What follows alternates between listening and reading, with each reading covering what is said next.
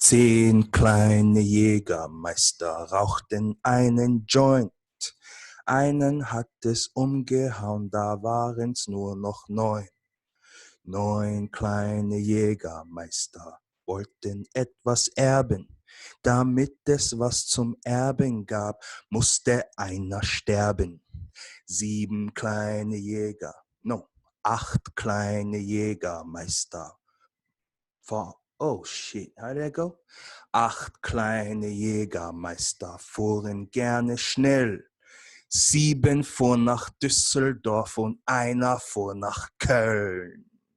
Einer für alle, alle für einen. Wenn einer tot ist, wer wird denn gleich weinen? Einmal trifft's jeden, ärger dich nicht. So geht's im Leben, du oder ich. Einmal muss jeder gehen, und wenn dein Herz zerbricht, davon wird die Welt nicht untergehen. Mensch, ärger dich nicht. Einer für alle, alle für einen. Wenn einer tot ist, wer wird denn gleich weinen? Einmal trifft jeden, ärger dich nicht. So geht's im Leben, du oder ich. Einmal muss jeder gehen, und wenn dein Herz zerbricht, davon wird die Welt nicht untergehen. Mensch, ärger dich nicht. What's up, everybody? It's your boy Smooth. With Smooth Vision Media, bruh. So, the song that I just sang, I was scrolling through Instagram and I saw this IG page, I think it's called Black Historian, some shit like that. And the post he put up was 10 Little Niggas, and that reminded me of a song we used to learn back in kindergarten and elementary school. As you already know, I grew up in Vienna, Austria, which is in Central Europe, and it's a German-speaking country. So my first language is German, right?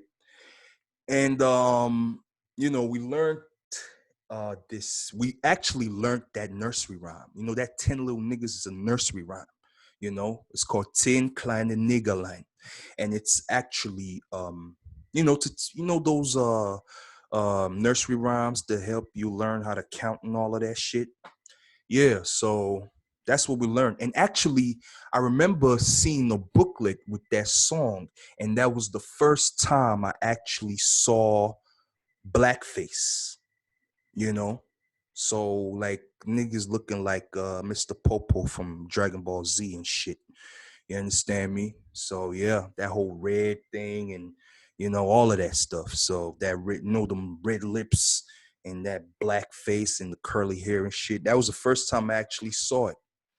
So anyway, I'm sure y'all wondering what the fuck was I singing, I mean, the song that I was singing was like the melody and all of that stuff was taken from that nursery rhyme, but the actual song is a different one. It's by this it's a German punk rock band called the Toten Hosen, which means the dead pants, or like the UK people say, the dead trousers, right?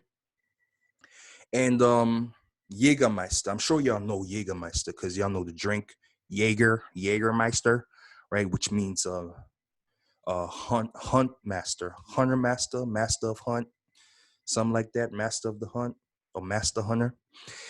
And yeah, so so the lyrics, the that was actually the hook, and I'll put the link of that song in the description box. The song is really old. I think I was like 10 or 11 years old when that came out, like back in 96. I think Tupac had just died, to be honest. It's that fresh. Like Biggie wasn't even dead yet, I think.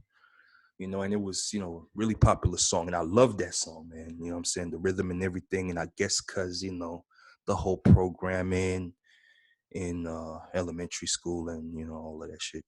But anyway, what it really says is that I'm not going to talk about the actual verse, but the the chorus, the hook that I was repeating, that einer für alle, alle für ein. That means all for one for all. When somebody dies, who's really gonna cry?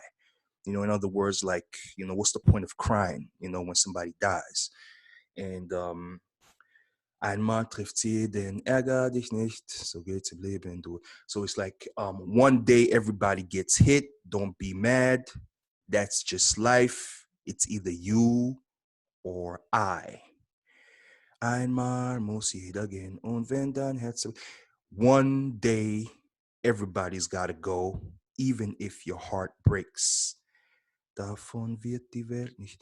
The world is not going to. Untergehen means to go down or to sink. The world is not going. In other words, the world ain't gonna stop.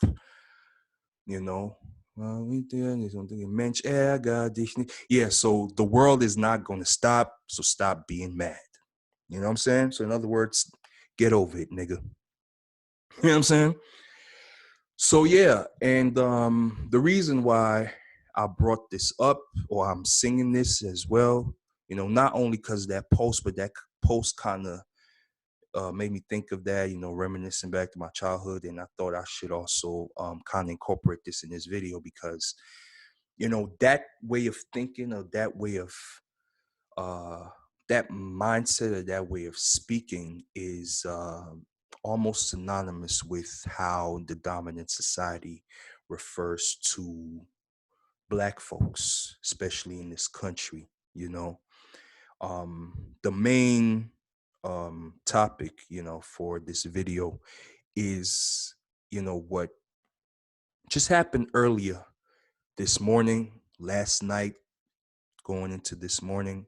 We was on DJ Kuda's third shift, going back and forth on what he said and we said and all that shit. And then in the middle of that, we had already calmed down that, heated argument. And, he said that this was just in, the whole at TMZ.com where, a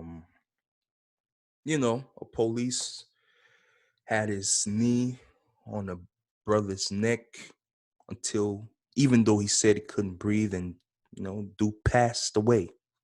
He literally died in front of your eyes. You understand me? So, man. Anyway, I don't know. My heart is beating heavy as fuck right now.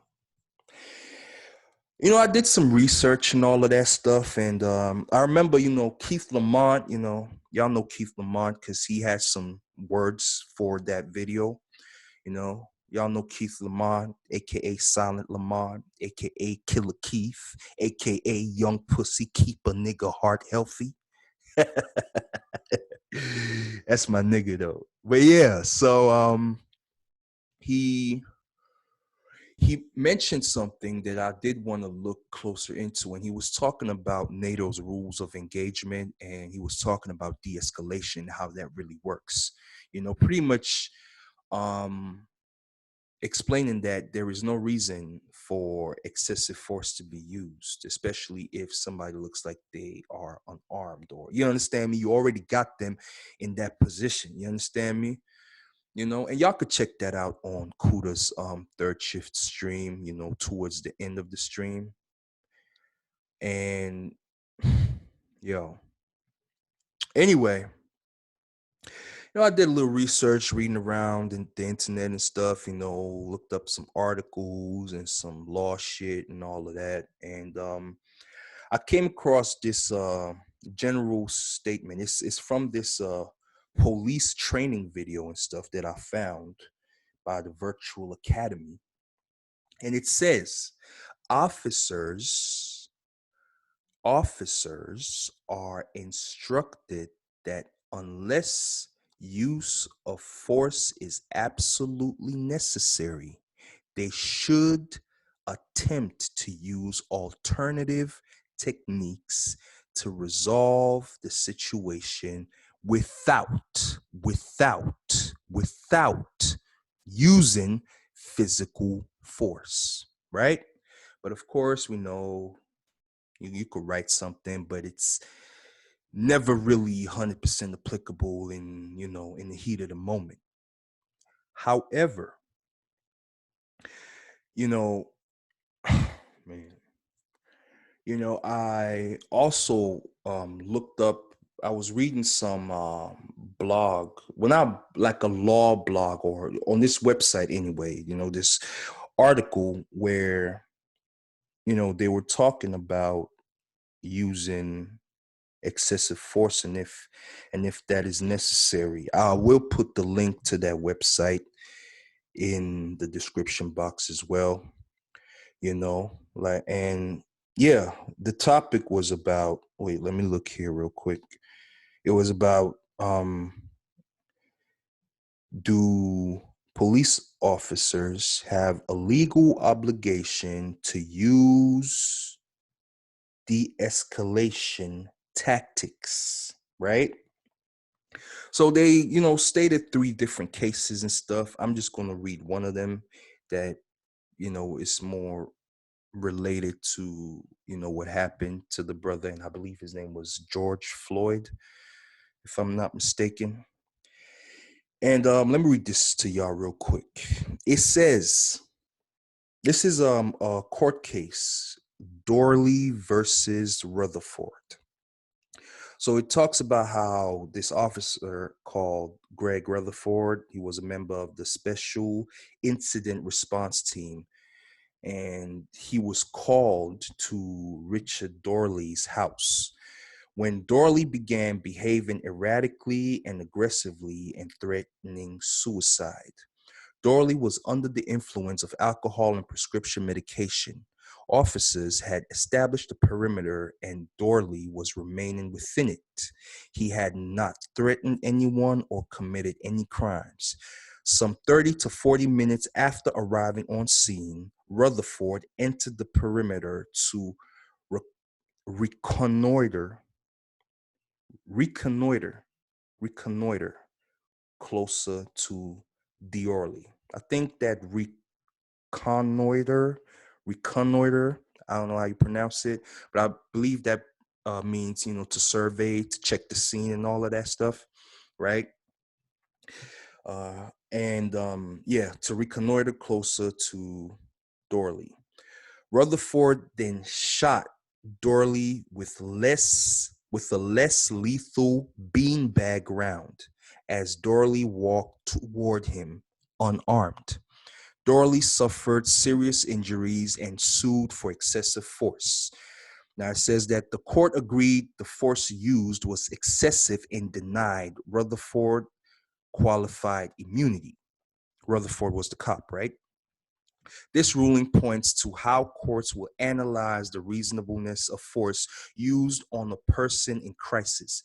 This is a second key legal issue when considering whether de-escalation should be attempted. There is a difference between a criminal suspect and a person in crisis. Courts do not provide a per se rule or formal definition of the two, but they do acknowledge a distinction. The Dorley court noted, and here's the kicker, even when an emotionally disturbed person is inviting officers to use deadly force to subdue him, the governmental interest in using such force is diminished by the fact that the officers are confronted with a mentally ill individual, not a person who has committed a serious crime against others. It's important to note this distinction. Only pertains to analysis of the reasonableness of the force used. When it is apparent to the officers the individual involved is emotionally disturbed. All right? This is a factor that must be considered when determining reasonableness.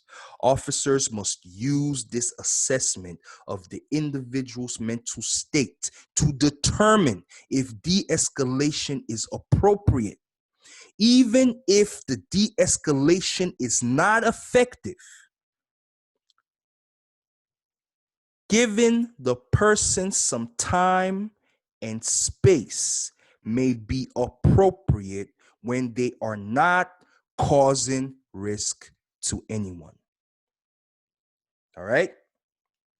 It was something in brackets that I didn't read. That's why I paused for a second. It said the person is unable to comprehend or communicate. So, in other words, even if the de-escalation is not effective, in other words, the person is unable to comprehend or communicate, giving the person some time and space may be appropriate when they are not causing risk to anyone. This is one out of the 3 cases on that website, and y'all feel free to read through that. Like I said, I'm going to put the link for that in the description box so you can check that out for yourself. Now, this brings me to the TMZ article, that talked about how the mayor of Minnesota, I believe, had already said that, he should have not, I think his name is Jacob Frey, the mayor of Minnesota, Jacob Frey. He said that that should not have happened. This was a mistake. The 4 cops were fired. He should not have died. The FBI is investigating this, and no matter what the conclusion is, he should not have died and that this is wrong. I'm paraphrasing right now, but y'all can read that shit for yourself. Now, and yeah, I think the police chief also added on to it and all of that and yada, yada, yada, blah, blah, blah, bullshit, right? And I do want to read this small part of that TMZ article, and I think this is what the police chief had said, you know, or not. Let's see. Yeah, I think it was the police department actually that said, let me just read this. It said, it happened Monday night when cops were responding to a forgery in progress. Police arrived and saw the suspect sitting in the car. According to the department, the man resisted arrest, so he was placed in handcuffs. Adding, he appeared to be suffering medical distress. Now, y'all see what I'm talking about? Can you connect it back to the case that I was reading to y'all about that dude, and how cops should, the whole reasonableness of force or whatever that law term is and shit, whatever. Anyway, you get what I'm saying here, right? So my point is, if I think he was sitting in the car and I'm sure by this time everybody knows about the case. Some of y'all done read up on the articles and all the different things. Y'all done watching different YouTubers probably already put that out there and shit. I mean, this is brand spanking new, right? My point is that there was, god damn, what the fuck was that? Anyway. So, that we can all agree, I guess we can all agree that what that officer did was not allowed, was not warranted. And I think they even said in that TMZ article, I think the police chief said that that's not even part of their training. You understand me? Now, I saw 2 cops in that video, but I guess 4 of them got fired or put on administrative leave and stuff, right? And it just goes to show, man, y'all already know. Motherfuckers don't give a fuck, man. I'm really doing my best to just stay calm right now because as I'm talking, my blood is boiling and up to my fingertips, tingling. My palm is going red right now, So yeah, it's crazy. It's crazy. And I think I saw Ben Crump's photo somewhere. I'm like, golly, come on, golly. What the fuck, man? Is he gonna be shit? Anyway, another one bites the dust. We have another Eric Garner case, you know what I'm saying? Niggas just get killed at random, The smallest bit of suspicion is already enough reason to kill a nigga. After the dude was saying he can't breathe, he was shouting, and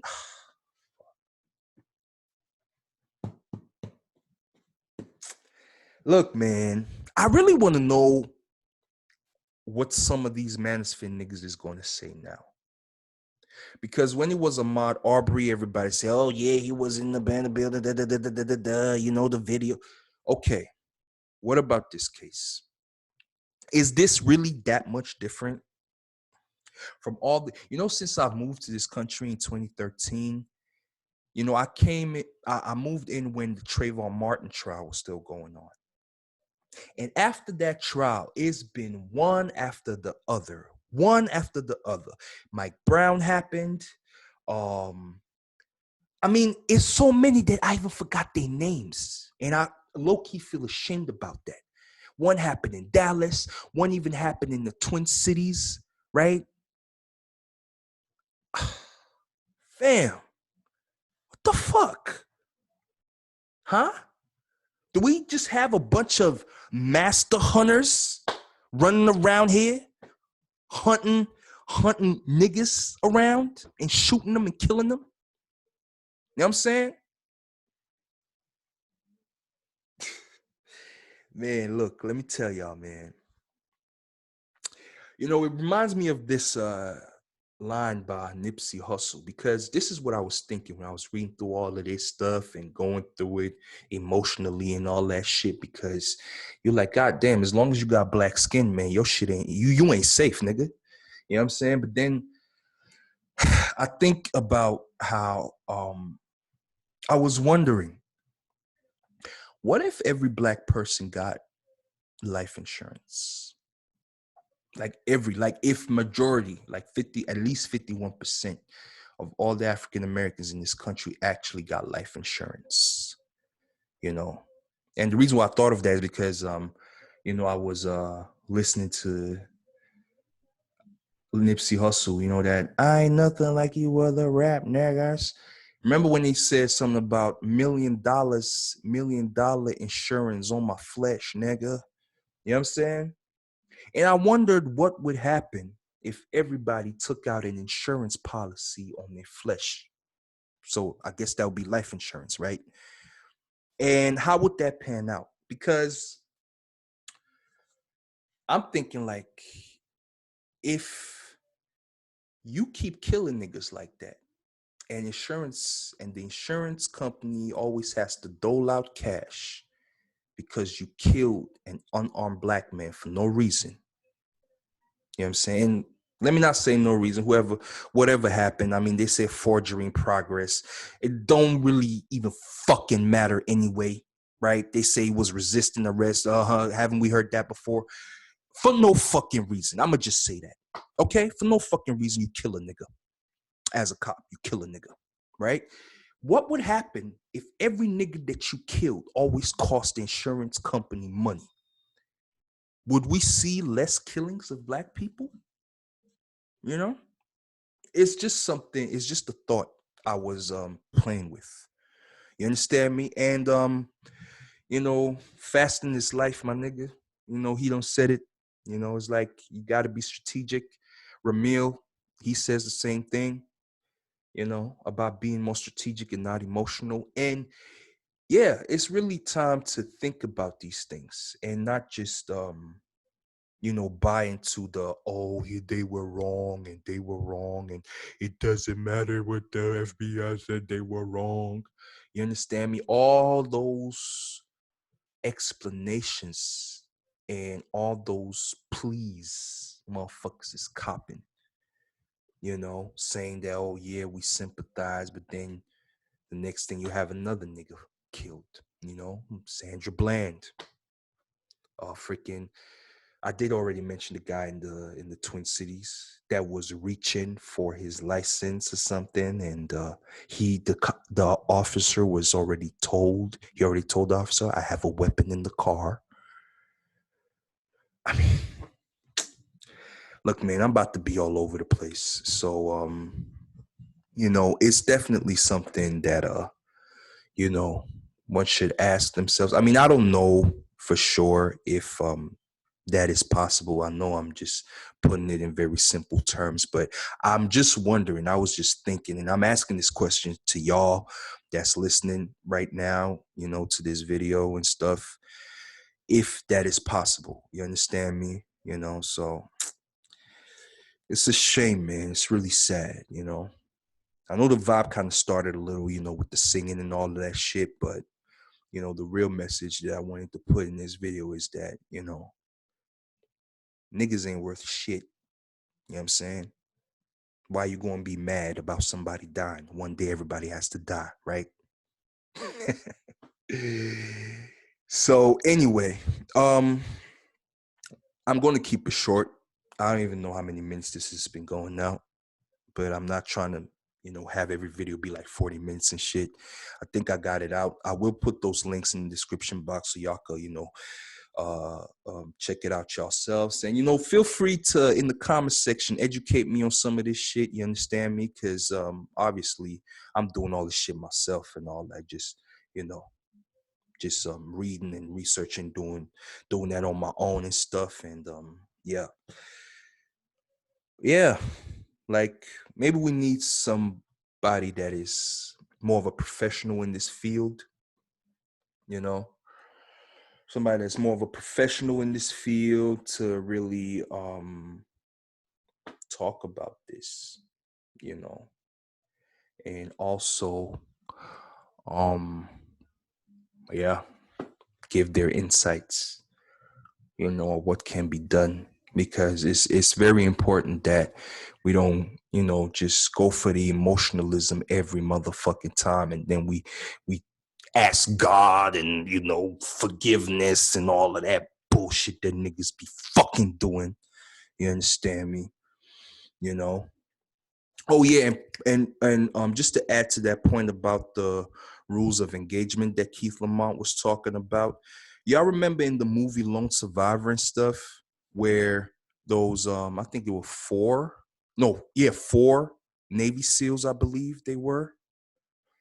Um, you know, they had to make that decision. Right? Y'all remember when they had to make that decision to either kill that old man and those two young guys, you know, and the lone survivor guy, you know, because I think it was based on the true story, right?